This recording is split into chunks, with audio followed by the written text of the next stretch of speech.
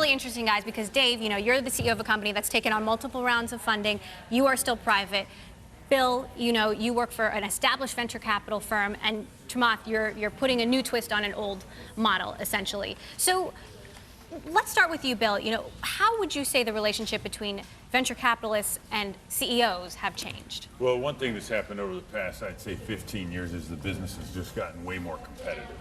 And I think if you go way back to the early 80s, there were maybe 5 firms that mattered, and they almost worked as an oligopoly. They'd call each other and say, are we doing this deal together or not? And the power dynamic at that point was that the investors had all the power. And we've moved to a world where, with so much transparency and so many dollars moving around, the entrepreneur really has the head seat at the table when those negotiations take place. Chamath, you've got a new fund. How do you compete in a world where, as Bill said, there's a lot of capital out there, and people question, does the VC really add value?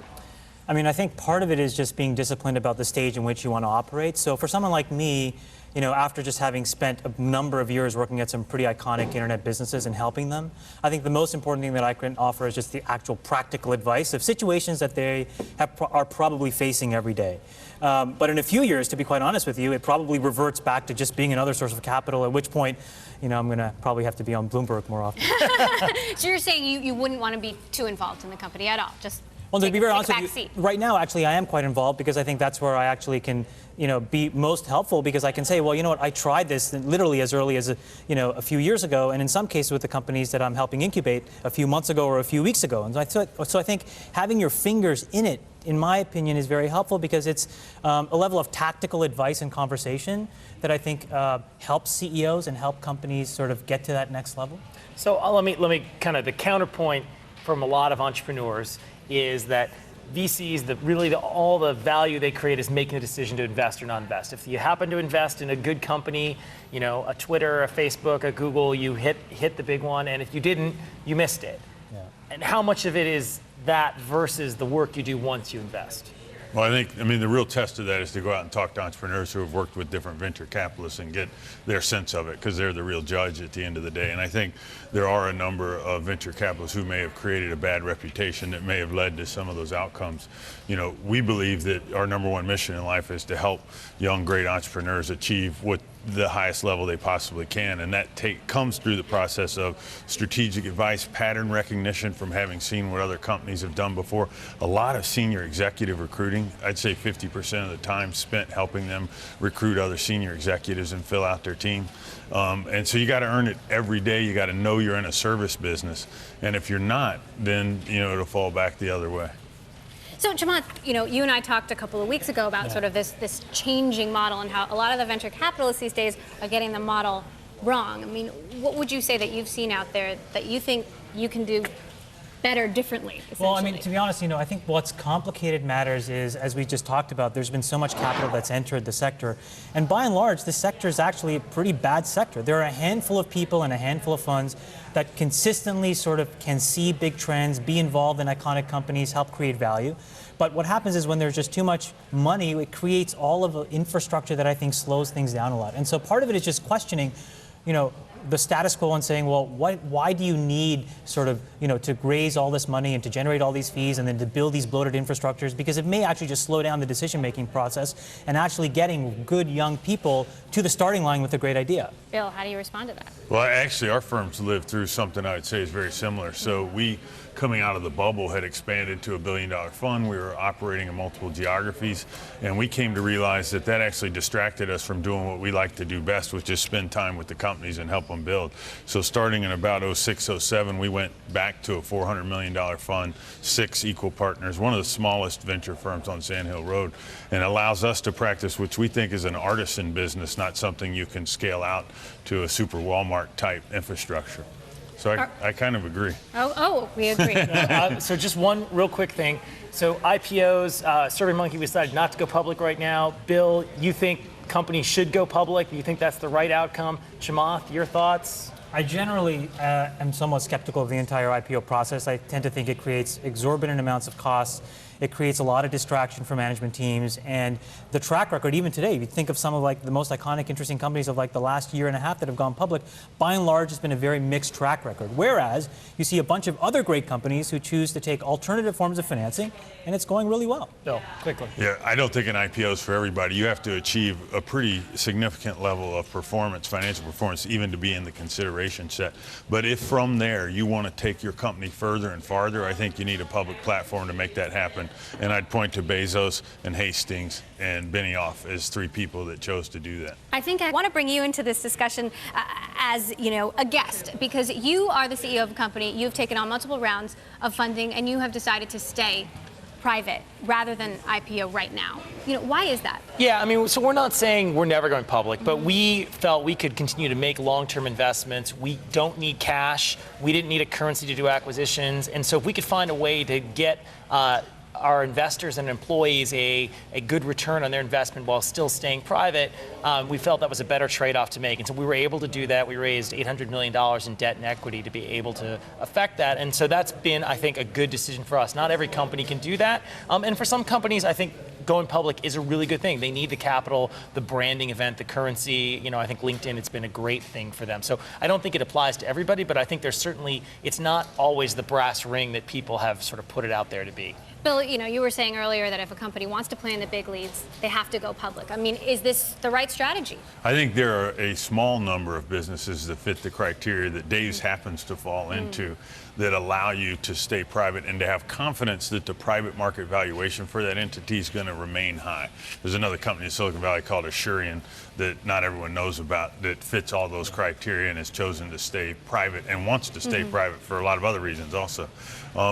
But yeah, I think if you want to be out there, be active in the acquisition market, in addition to the things David said, there's also this bully pulpit. If you now have a microphone and you can tell everyone how you want the industry to be perceived. I know the Blockbuster CEO felt that way when Reed Hastings was out there with Wall Street behind him and the ability to talk from a broader perspective because of that. So I think whether it's that or acquisitions or the access to capital, there's a lot of reasons you would want to be public if you're trying to expand what you're doing constantly into broader markets and have a bigger footprint. Can companies wait to, Chamath, you're more on the don't IPO side of the coin here. What about companies that wait too long and miss their window, essentially? Well, look, at the end of the day, I think the onus is on a company to actually build like a long-lasting, sustainable, repeatable business. And so if the comment comes up, it's because a company is really just arbitraging. And at some point, all of these things fall to earth. And so, there's a bunch of examples over like the last few months where we see businesses that may have gone out too early because they've raised so much money, they create this vector of expectations, they have all this pent-up pressure. Is Groupon one of those? Possibly Groupon. Zynga is probably another one. I think Zynga went too early. Of course. If you had stayed and figured out the real long-term business, maybe they would have made a different decision. And I think the thing is, sometimes just being private and having the ability to really reflect on a long-term business, not try to focus on arbitrage and really focus on long-term value and, making consumers or the purchasers of your product happy is actually a really good thing.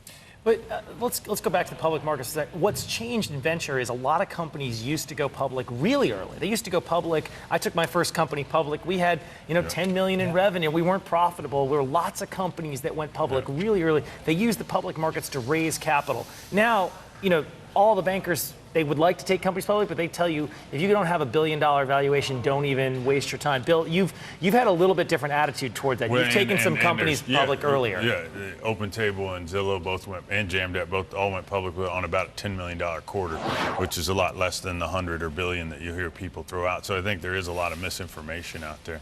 Everything Chamath said is right. You have to have a good business. You shouldn't be going public if you don't have one. That's not a matter of going public too early. That's a matter of maybe you shouldn't have gone public at all. But then if you can, it comes down to, do you trust your ability to have a strong FP&A process where you can have predictable results so that you don't want to be creating a new pricing model your first quarter out of the gate. There's things you wouldn't want to do. What about Twitter is one of your portfolio companies? Do you think Correct. Twitter is one of those companies that's waiting too long? Everybody wants to know when Twitter's going to No, I don't think they're waiting too long. I think, look, it was just in the past 6 months that they really got their ad unit in place, which is their core pricing model. So, and I think, as everyone's talking about, I think it's performing really well. So I think they now can sit back and say, okay, when would be a good time? But trying to make that decision prior to having your pricing model figured out for your core service. By the way, I would say Twitter is a perfect example of how a private company staying private has gotten, frankly, an extremely healthy valuation from what is otherwise a typical public investor. And that's a great thing for them. But there are people questioning that valuation. Yeah, you got to be careful. These private market valuations, where we've had this huge bubble the past few years, have created part of the problem. So Facebook probably doesn't price at 40 if it hadn't have been trading at 40 to 50 in the private market. So people are taking confidence from those illiquid markets that they really shouldn't. Well, that brings up a good question. Chamath is an investor in Second Market, which is a private company, but is actually helping other private companies create liquidity for their stock. Tell us about that. Is this part of the staying private trend, or is there more to it than that? No, I think that a lot of CEOs and CFOs and boards of directors are coming to the realization that, hey, look, the IPO window is difficult. It's fickle. And when I have a reasonable business and I think I can continue to build a business, and there are a lot of accredited investors, frankly, and there's trillions of dollars, sitting on the sidelines with no place to go, these things are reasonable assets. Now, I think Bill brings up a good point, which is you have to have transparency in financials. You have to make sure that these people can also fairly price things the same way a public market would. But once that's fixed, and that is fixed by things like Second Market, you would be shocked at how much money there is for private companies to stay private. And Bill, do you like the private secondary transactions or dislike them? I dislike them. Why? Because I think that one thing people lose sight of is that being public is actually an insurance mechanism for the board and for the management team. When all the processes that are in place are put there for a reason, so that investors actually don't have liability back against the company and the board. And my suspicion is that, especially had the market continued like it was, that there was going to be some significant lawsuits. There were third-tier investment banks selling Facebook shares that didn't even know the total share count, and they were on phones smiling and dialing. And that's a dangerous situation. By the way, the one thing that's important to note here, the SEC, I think, as of last week, got an actual official recommendation to create a regulated market around these private transactions. Right. And so once you put these things together, you'll have a private environment which, Bill and I operate in. You'll have this sort of, middle market, and then you'll have this public market. So I think once you have all tiers of capital, it's going to be really interesting. Right. Well, we'll definitely be following the regulation side of the story, which has been slow to come until now. All right, guys.